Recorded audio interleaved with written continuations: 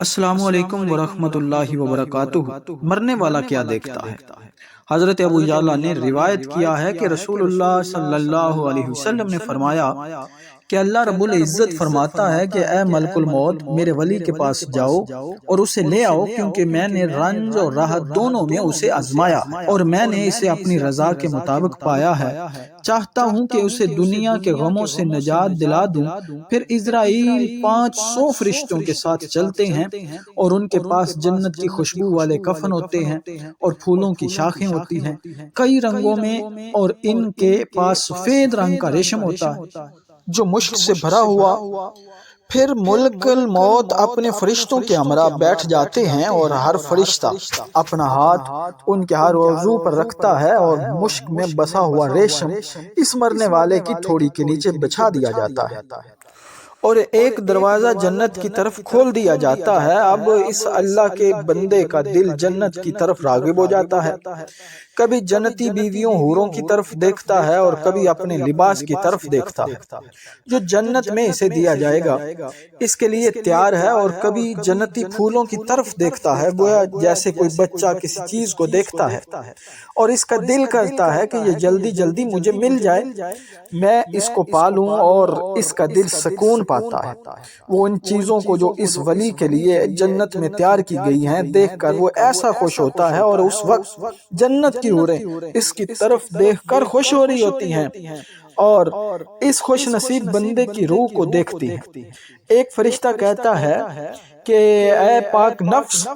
اچھے درختوں اور ان کے پاک لمبے سایوں اور بہتے ہوئے پانیوں کی طرف چل۔ ملک الموت اس ولی کے ساتھ ماں سے بھی زیادہ شفقت اور محبت کرتا ہے، کیونکہ وہ جانتا ہے کہ اس کی روح اللہ کے نزدیک محبوب ہے، اس لیے وہ اللہ تعالیٰ کی رضا کے لیے اس سے محبت کرتا ہے۔ اور پھر اللہ تعالیٰ کی رحمت سے اس کی روح ایسے نکالی جاتی ہے جیسے آٹے سے بال کو نکالا جاتا ہے، کیونکہ وہ اس وقت اللہ تعالیٰ کی نعمتوں کو دیکھ رہی ہوتی ہے جو اللہ تعالیٰ نے اس اپنے ولی کے لیے تیار کی ہوتی ہے، اور روح بڑی آسانی سے نکل جاتی ہے، کیونکہ وہ روح بھی اپنی مرضی سے ہی جسم سے نکلنا چاہتی ہے اور ان نعمتوں تک جانا چاہتی ہے،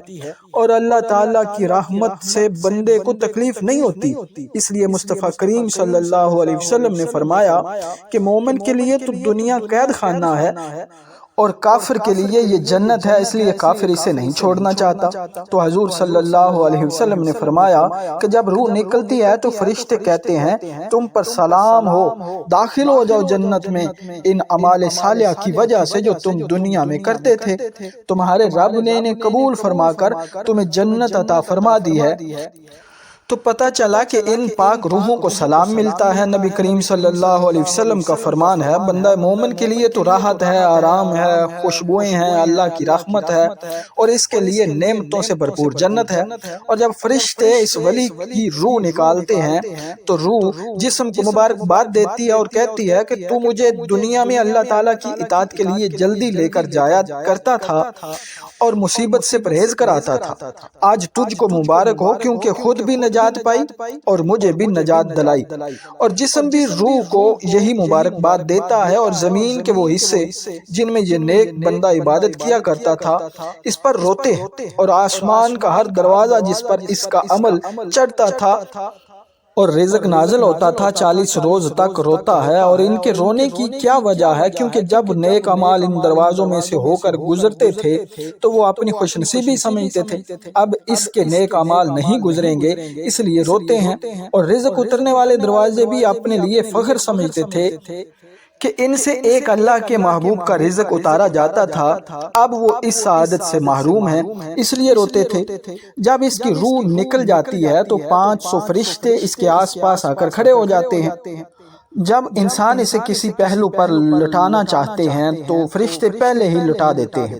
اور جب انسان اسے کفن پہنانا چاہتے ہیں تو فرشتے پہلے ہی پہنا دیتے ہیں، اور ان کی خوشبو لگانے سے پہلے ہی فرشتے خوشبو لگا دیتے ہیں، اور ان کے گھر سے لے کر قبر تک فرشتوں کی 2 قطاریں کھڑی ہو جاتی ہیں، اور قطاروں میں کھڑے فرشتے اس کے لیے استغفار پڑھتے رہتے ہیں۔ یہ ایسی شان ہے اس بندے کی کہ جب شیطان اس کی قدر و منزلت کو دیکھتا ہے، اس کی روح کو دیکھتا ہے تو چیخیں مارنا شروع کر دیتا ہے، اور اپنے لشکر سے کہتا ہے تمہارے لیے خرابی ہو، اس بندے کا تو اتنا اچھا انجام ہوا۔ جواب یہ پاتا ہے، وہ کہتے ہیں کہ ہم کیا کریں، اے شیطان یہ بندہ گناہوں سے بچتا تھا، ہم نے تو بڑی کوشش کی اس پر، اللہ تعالیٰ نے اسے بچایا۔ جب ملک الموت روح کو آسمان پر پہنچاتے ہیں تو حضرت جبریل علیہ السلام اور ان کے ساتھ 70,000 فرشتے اس کا استقبال کرتے ہیں، اور ہر فرشتہ اس کو مبارکباد دیتا ہے، اور جب ملک الموت اسے لے کر عرش پر پہنچتا ہے اور اس کی روح اللہ تعالیٰ کے سامنے سجدہ کرتی ہے، اور اللہ تعالیٰ اس پر فرماتا ہے کہ اے ملک الموت اس میرے بندے کی روح کو سرسبز و شاداب درختوں، بہتے ہوئے پانی کے مقام تک پہنچا دو۔ اور جب اسے قبر میں رکھا جاتا ہے تو نماز بائیں طرف، روزے دائیں طرف، قرآن اور ذکر الہی سر کی طرف ہوتا ہے، اور اس کا نمازوں کی طرف چل کر جانا قدموں کی طرف سے آتا ہے۔ اس کا صبر ایک کونے میں ہوتا ہے، جب اللہ عذاب کو بھیجتا ہے تو نماز کہتی ہے اے عذاب پیچھے ہٹ، کیونکہ یہ بندہ ساری زندگی تکلیفیں برداشت کرتا رہا ہے، اب جب کہ آرام سے لیٹا ہے۔ اور جب عذاب دائیں طرف سے آتا ہے تو روزے بھی یہی کہتے ہیں، اس کی حفاظت کرتے ہیں۔ جب عذاب سر کی طرف سے آتا ہے تو قرآن کھڑا ہوتا ہے، ذکر و اذکار کھڑے ہو جاتے ہیں، بس عذاب کسی جانب سے بھی اس تک نہیں پہنچ پاتا، واپس لوٹ جاتا ہے، اور صبر خاموشی اختیار کیے قبر کے کونے میں کھڑا رہتا ہے۔ جب عذاب واپس چلا جاتا ہے تو صبر باقی اعمال سے کہتا ہے جاننا چاہتے ہو کہ تم نے بولا اور میں خاموش کھڑا رہا، میں اس وقت بولتا جب کہ تم نہ بولتے، اب جب کہ تم نے عذاب کو واپس کر دیا ہے تو میرا مقام کہیں اور ہے، اب میں اس کے لیے پل صراط اور میزان پر کام آؤں گا۔ پھر اللہ تعالیٰ 2 ایسے فرشتوں کو بھیجے گا جن کا نام منکر نکیر ہے، اور ان کی نگاہیں بجلی کی طرح، اچک لینے والی بجلی کی طرح، اور آواز کڑک دار بجلی کی طرح ہے، اور ان کی سانسیں شعلوں کی طرح اور دانت سینگوں کی مانند ہیں۔ وہ اپنے بالوں کو روندتے ہوئے چل کر آئیں گے، سوائے مومن کے ان کے دل میں کسی کے لیے رحم نہ ہوگا۔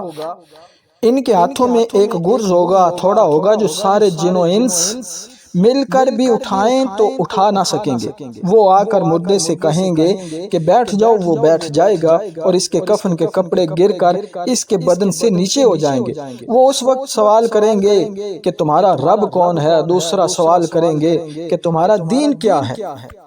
اور تم ان کے متعلق کیا کہتے ہو، یعنی حضور صلی اللہ علیہ وسلم کہ تو بندہ مومن کہے گا میرا رب اللہ ہے، میرا دین اسلام ہے، اور ہمارے نبی حضرت محمد صلی اللہ علیہ وسلم خاتم النبیین ہیں۔ اور پھر وہ کہیں گے تم نے سچ کہا، اور پھر اس کو قبر میں رکھ کر قبر کو ہر جانب سے وسیع کر دیں گے، بڑھا دیں گے، اور پھر وہ اس بندے سے کہیں گے اوپر دیکھ، جنت کے دروازے قبر کی طرف کھول دیے جائیں گے، اور پھر اسے کہا جائے گا کہ یہ دیکھ جنت میں تیرا مقام ہے،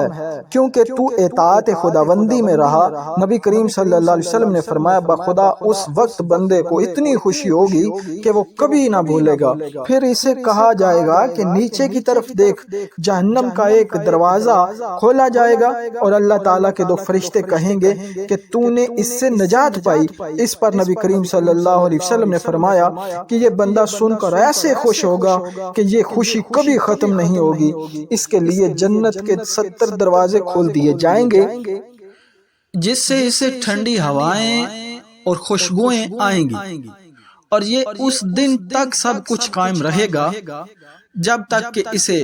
حشر کے دن اٹھایا جائے گا۔ ماشاءاللہ، یہ مقام ہے مومن کا، یہ عظمت ہے اللہ کے ولی کی۔ اللہ تعالیٰ سے دعا ہے کہ ہماری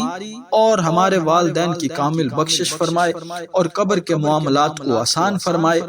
آمین ثم آمین۔ ناظرین، اگر ویڈیو اچھی لگی ہو تو سبسکرائب اور لائک فرما دیں، بہت شکریہ۔